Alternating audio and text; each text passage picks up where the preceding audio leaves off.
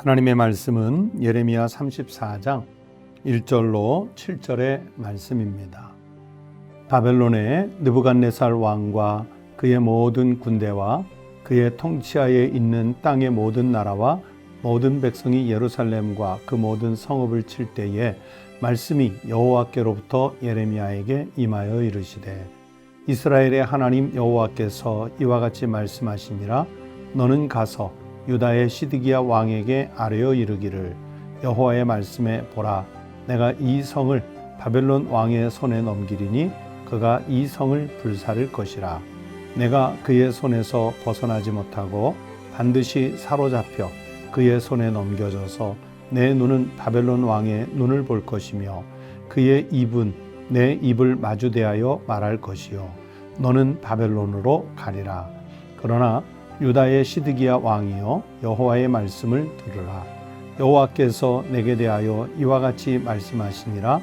내가 칼에 죽지 아니하고 평안히 죽을 것이며 사람이 너보다 먼저 있은 내 조상들 곧 선왕들에게 분향하던 것 같이 내게 분향하며 너를 위하여 애통하기를 슬프다 주여 하리니 이는 내가 말하였음이라. 여호와의 말씀이니라 하시니라. 선지자 예레미야가 이 모든 말씀을 예루살렘에서 유다의 시드기야 왕에게 아뢰니라. 그때에 바벨론 왕의 군대가 예루살렘과 유다의 남은 모든 성읍들을 쳤으니 곧 라기스와 아세가라 유다의 견고한 성읍 중에 이것들만 남았음이더라. 오늘 아침 우리에게 주신 하나님 말씀입니다. 성도 여러분, 지난 밤새 평안하게 주무셨는지요?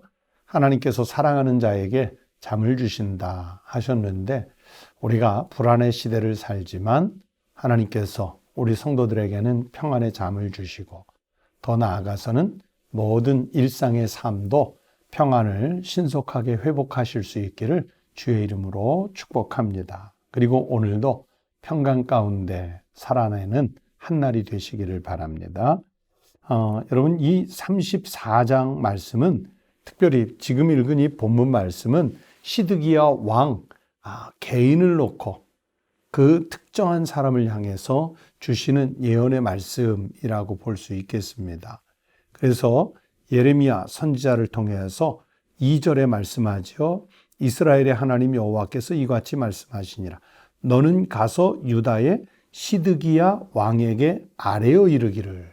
그러니까 시드기야 왕에게 가서 왕과 관련된 예언을 하라 하는 내용의 말씀입니다. 그런데 이 시드기야 왕에 대한 최후의 예언이에요. 그리고 뒤에 읽지는 않았지만 8절 이후의 말씀에서는 유다인들을 향한 심판을 경고하는 예언이에요. 그 가운데서 오늘 우리는 시드기야의 최후에 대한 예언의 말씀을 읽은 것인데, 그 가운데 6절, 7절 말씀을 보시면 여기서도 이제 유다의 시드기야 왕에게 아뢰니라 이제 이렇게 말씀을 하죠. 그런데 이 본문 속에 이런 지명이 등장해요. 라기스라는 성읍이 등장하고 아세가라는 성읍이 등장합니다. 이 라기스와 아세가는 예루살렘 남서쪽에 위치하고 있어요. 여러분, 예루살렘도 가보시면 이제 우리가 소위 지정학적으로 또는 군사학적으로 말할 때 천연의 요새입니다. 아주 천혜의 요새예요. 해발 800여 미터가 되는데, 그 예루살렘에서 여리고로 내려가는 남쪽이 해발 마이너스 400m거든요. 그러니까 이 짧은 거리에 해발 1200m가 넘는 고봉이 있는 거예요. 그래서 무수한 전쟁을 치르면서도 예루살렘을 점령하기가 결코 쉽지 않습니다. 그런데 이 예루살렘 방어를 위한 또 다른 전방에 있는 그 요새 같은 성읍이 라기스 아세가라는 성읍입니다. 그러니까 예루살렘 방어를 위한 최후의 요새들이에요. 지금 바벨론이 예루살렘 성읍을 감싸고 있다는 얘기는 무슨 뜻이겠습니까? 이미 다른 성읍들은 다 빼앗겼다는 얘기예요. 예루살렘만 남았다는 얘기입니다. 한마디로 지금 나라는 이제 멸망하기 1년 전, 멸망하기 직전이고요. 풍전등화의 위기 가운데 빠져 있는 거예요. 하나님은 이 불순종하는 이스라엘을 바벨론을 통해 징계하시면서도 마지막까지 예루살렘을 감싸기 위해서, 보호하기 위해서 라기스와 아세가 이 두 성읍을 남기셨었어요. 왜 그랬을까? 왜 이 두 성읍은 아직까지 남겨 있었을까요? 저는 말씀을 묵상하면서 그렇게 생각했습니다. 첫 번째는 하나님의 심판의 엄정함을 보이시기 위해서 남겨두었다.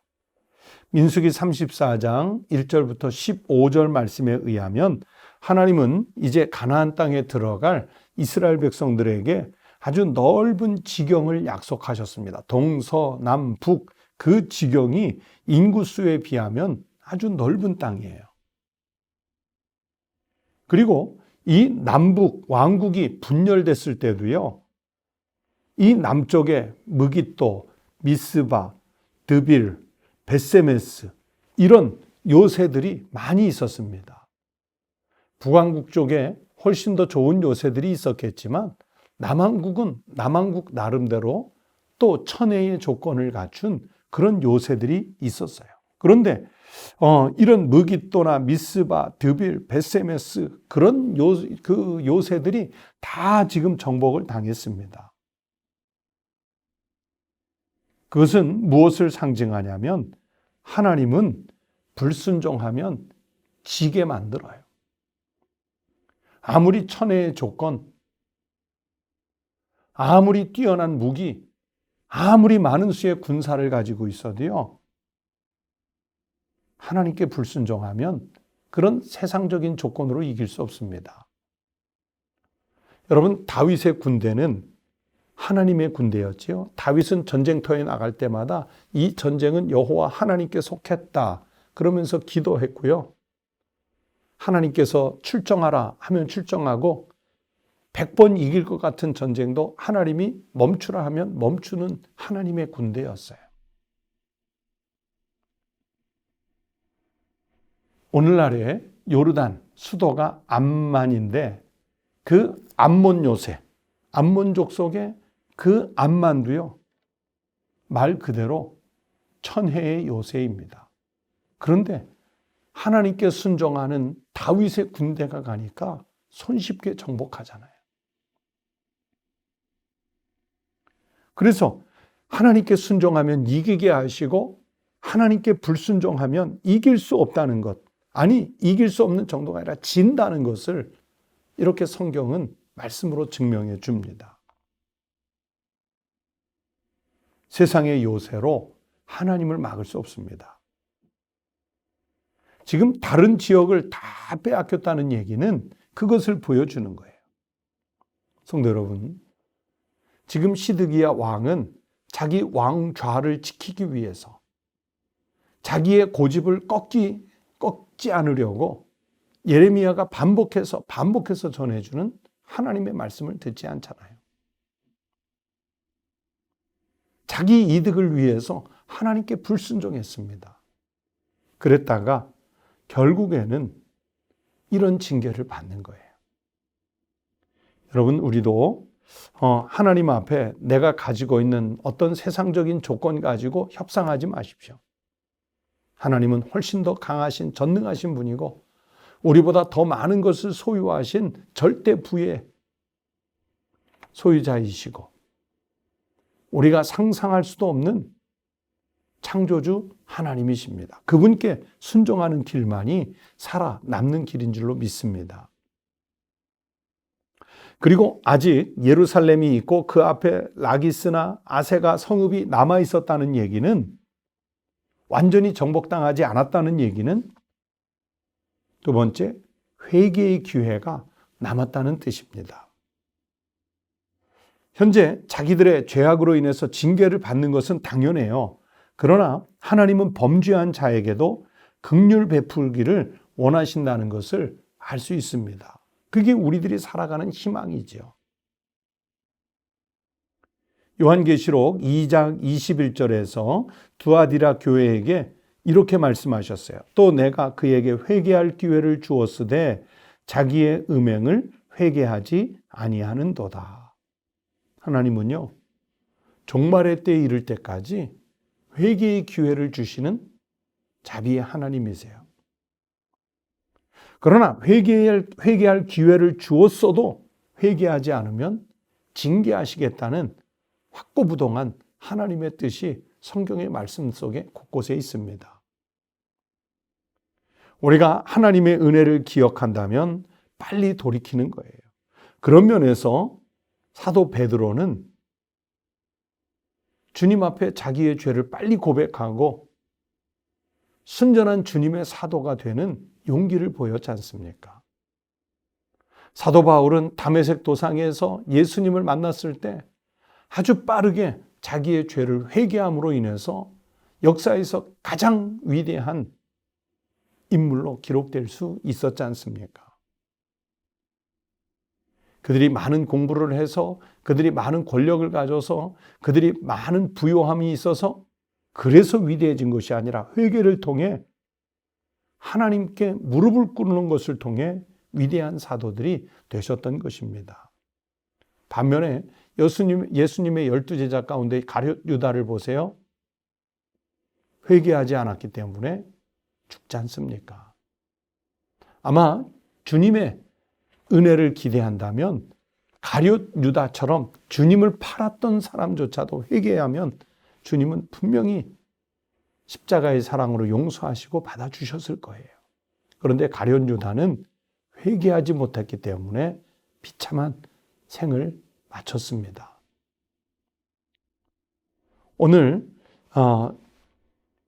예루살렘이 완전히 멸망당하지 않고 그 앞에 라기스, 아세가 이런 성읍을 남겨두었다는 얘기는 그들이 군사력이 세고 요새가 단단해서 보호받았던 것이 아니라 회개할 기회를 주셨던 거예요. 시드기야 왕과 고관 대작들이, 이스라엘 백성들이 회개할 수 있는 기회를 주셨던 거예요. 여러분, 오늘날 우리가 자꾸 위기, 고난 이런 것들을 보면서 힘들지요. 그러나 아직도 하나님께서 우리를 보존해 주시고 있다, 지켜주시고 있다는 얘기는 우리로 하여금 회개할 기회를 주시는 거예요. 빨리 하나님의 뜻을 찾아 그 하나님의 뜻으로 우리가 돌이킬 수 있기를 주님은 기다리고 계시는 거예요. 우리 성도들이 하나님 앞에 회개하기를 두려워하지 말고 하나님의 뜻을 구하며 무릎으로 나아가는 믿음의 성도들이 되시기를 바랍니다. 우리 하나님의 백성들의 회개의 그 역사 때문에 나라가 살고 시대가 살고 이웃이 살고 우리의 삶의 기반들이 회복되는 역사가 일어날 수 있게 되기를 주의 이름으로 축원합니다. 기도하겠습니다. 아버지 하나님 감사합니다. 시드기야 왕이 아직도 여전히 회개할 기회를 얻고 이스라엘 백성들이 여전히 하나님의 은혜를 찾아 돌이킬 수 있는 기회를 받았음에도 불구하고 회개하지 않으므로, 하나님께 돌아오지 않으므로 멸망이라는 징계를 당할 수밖에 없었던 것을 깨닫습니다. 주님, 오늘 우리도 살고 있는 이 시대 속에 여전히 하나님께서 우리를 보존해 주심은 우리를 사랑하시고 지키시는 은혜 때문이기도 하지만 또 한편으로 우리가 주님 앞에 무릎 꿇고 회개하여 하나님 앞에 정결한 영혼으로 돌아오기를 기다리고 계시는 우리 주님의 인내심 때문인 줄로 믿습니다. 하나님, 고난의 시대를 살며 과연 하나님의 뜻은 어디에 있을까? 우리를 사랑하시는 주님의 손길을 느끼며 회개하며 눈물을 흘려가며 주님의 순종을 구하며 주님께 순종을 구하며 주님께 나오는 저희들이 되게 해 주시옵소서.